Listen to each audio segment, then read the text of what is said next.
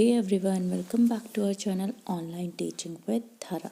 मैं धरा आज आप लोगों के लिए जनरल साइंस से रिलेटेड कुछ क्वेश्चंस लाई हूँ। तो चलिए स्टार्ट करते हैं। हमारा फर्स्ट क्वेश्चन है, सौर सेल सौर ऊर्जा को किस ऊर्जा में रूपांतरित करता है? तो सौर सेल सौर ऊर्जा को रूपांतरित करता है विद्युत ऊर्जा में। नेक्स्ट इज, सिनेमा की पर्दे पर किस प्रकार का प्रतिबिंब बनता है? तो सिनेमा के पर्दे पर बनता है हमारा वास्तविक प्रतिबिंब। नेक्स्ट इज, WBC जिसको हम बोलते हैं वाइट ब्लड सेल, इनका जीवन काल कितने दिन का होता है? तो WBC का जो जीवन काल होता है वो होता है 4 से 5 दिन, कहीं कहीं पर आपको 5 से 6 दिन भी मिलेगा। नेक्स्ट इज, एमिनो एसिड की आवश्यकता किसके संश्लेषण के लिए होती है? तो एमिनो एसिड की ज़रूरत होती है हमें प्रोटीन के संश्लेषण के लिए। नेक्स्ट इज, आधुनिक एंटीसेप्टिक सर्जरी का जनक कौन है? तो आधुनिक एंटीसेप्टिक सर्जरी का जनक है लिस्टर। नेक्स्ट इज, खतरे के सिग्नल के लिए किस रंग का उपयोग किया जाता है? तो खतरे के सिग्नल के लिए लाल रंग का उपयोग किया जाता है।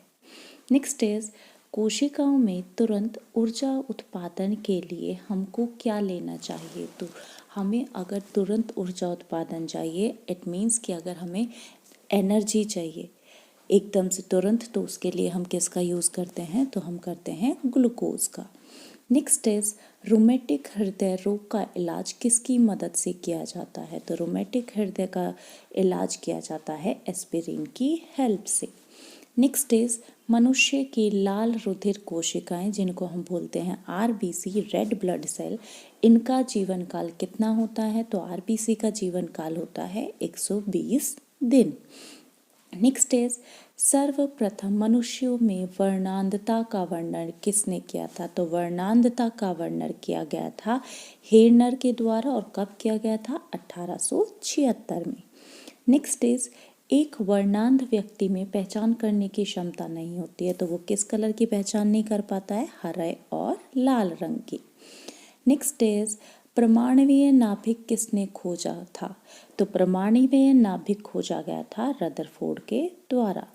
नेक्स्ट इज, प्रकाश वोल्टीय सेल के प्रयोग से सौर ऊर्जा का रूपांतरण करने से निम्न में से किसका उत्पादन होता है? तो सौर ऊर्जा का रूपांतरण अगर हम प्रकाश वोल्टीय सेल के प्रयोग से करते हैं तो वो होता है वैद्युत ऊर्जा में रूपांतरण। नेक्स्ट इज, पौधों को नाम देने वाला विज्ञान क्या कहलाता है? तो पौधों को नाम देने वाला विज्ञान कहलाता है वर्गीकी। नेक्स्ट इज, वर्गीकी का पितामह किसे कहा जाता है? तो वर्गीकी का पितामह कहा जाता है लीनियस को। नेक्स्ट इज, झरने में जब जल ऊंचाई से गिरता है तो उसका ताप कैसा हो जाता है? जब जल ऊंचाई से गिरता है तो उसका ताप बढ़ जाता है। नेक्स्ट इज, पीडोलॉजी में किसका अध्ययन किया जाता है? पीडोलॉजी में अध्ययन किया जाता है भूमि का। नेक्स्ट इज, मलेरिया मादा एनाफ्लीस से फैलता है, इसकी खोज किसने की थी? तो सबसे पहला क्वेश्चन है, मलेरिया किससे फैलता है? तो वो फैलता है मादा एनाफ्लीस मच्छर से। और इसकी खोज किसने की थी? इसकी खोज की थी रोनाल्ड रोस ने। नेक्स्ट इज, कौन सी जहरीली गैस हमारे रक्त में हीमोग्लोबिन के साथ मिल जाती है और हमारी मृत्यु का कारण बन जाती है? तो वो है आपकी कार्बन मोनोऑक्साइड, जिसका फॉर्मूला होता है CO। यहाँ 2 नहीं है, CO। तो क्या होता है? Carbon monoxide. नेक्स्ट इज, मांसपेशीय हड्डी से जोड़ने वाले ऊतक को क्या कहते हैं? तो मांसपेशी को हड्डी से जोड़ने वाला ऊतक कहलाता है टेंडन।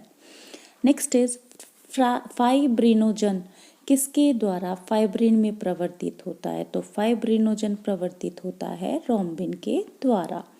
नेक्स्ट इज, चंद्रमा पर कोई भी अंतरिक्ष यात्री नली की सहायता से नींबू का शरबत नहीं पी सकता है। क्यों नहीं पी सकता है? क्योंकि चंद्रमा पर कोई भी वायुमंडल नहीं है।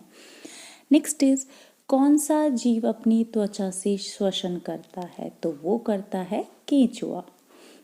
अगला हमारा सवाल है, विषाणु वृद्धि करता है। तो विषाणु हमेशा वृद्धि करता है जीवित कोशिका में। नेक्स्ट इज, साबूदाना किससे बनाया जाता है? तो साबूदाना बनाया जाता है साइकस से। नेक्स्ट इज, नाभिक न्यूक्लियस के बिना एक परिपक्व स्थानाग्न कोशिका है। तो कैसी कोशिका है ये? लोहित कोशिका। नेक्स्ट इज कटे हुए सेब का भूरा होने का कारण है।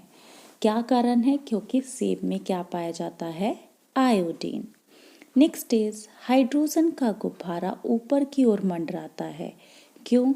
तो वो ऊपर की ओर इसलिए मंडराता है क्योंकि गुब्बारे का वजन उसके द्वारा विस्थापित वायु के वजन से कम होता है। नेक्स्ट इज न्यूटन का पहला गति नियम किसकी संकल्पना देता है? तो न्यूटन का पहला गति नियम जो है वो कहलाता है जड़त्व का नियम। नेक्स्ट इज पवन की गति को मापने वाला उपकरण है। तो हवा की गति को मापा जाता है एनीमोमीटर से। नेक्स्ट इज प्रकृति में सबसे सशक्त बल कौन सा है? तो प्रकृति में जो सबसे सशक्त बल है वो है आपका नाभिकीय बल, nuclear force.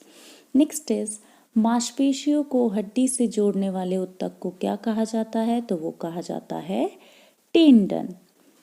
Next is fibrinogen किसके द्वारा फाइब्रिन में परिवर्तित होता है? तो ये होता है रोम्बिन के द्वारा। नेक्स्ट इज आवर्धक लेंस वास्तव में क्या होता है? तो आवर्धक लेंस होता है उत्तल लेंस। हमारा अगला सवाल है वाहन चालन हेतु पश्च दृश्य दर्पण होता है। तो वाहन चलाने के लिए जो पीछे का दर्पण होता है वो होता है उत्तल लेंस।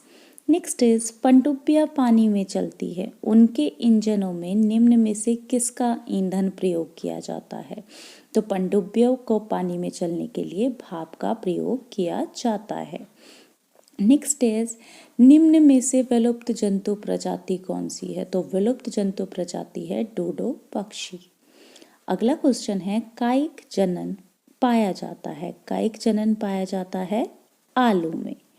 अगला हमारा सवाल है नाभिक न्यूक्लियस के बिना एक परिपक्व स्थानाग्न कोशिका है। तो वो कोशिका आपकी कौन सी है? लोहित कोशिका। नेक्स्ट इज अस्थि उपचार के अध्ययन को क्या कहते हैं? अस्थि उपचार के अध्ययन को कहा जाता है ऑर्थोपेडिक्स। अगला हमारा सवाल है ऊंट का कुबड़ किस ऊतक का बना होता है? तो ऊंट का कुबड़ बना होता है वसामय ऊतक का। अगला सवाल है मोटापा किसकी अधिकता के कारण होता है? तो मोटापा होता है वसा ऊतक की अधिकता के कारण। नेक्स्ट इज ग्लूकोज के एक अणु में ऑक्सीजन के कितने परमाणु होते हैं? तो ग्लूकोज का फॉर्मूला होता है C6H12O6 और इसमें ऑक्सीजन के कितने परमाणु होते हैं? 6 परमाणु। नेक्स्ट इज किलोवाट घंटा किसका मात्रक है? किलोवाट घंटा मात्रक है ऊर्जा का। नेक्स्ट इज हृदय की रचना तथा रुधिर कार्यविधि के अध्ययन को क्या कहा जाता है? तो ये कहा जाता है कार्डियोलॉजी। एंड आज का हमारा आखिरी सवाल है रासायनिक यौगिकों से कैंसर के उपचार के अध्ययन को क्या कहा जाता है? तो कैंसर के अध्ययन को कहा जाता है कीमोथेरेपी। ये थे आपके जनरल साइंस से रिलेटेड कुछ क्वेश्चंस। अगर आप लोगों को क्वेश्चन पसंद आए, वीडियो पसंद आए तो please subscribe my channel. Thank you.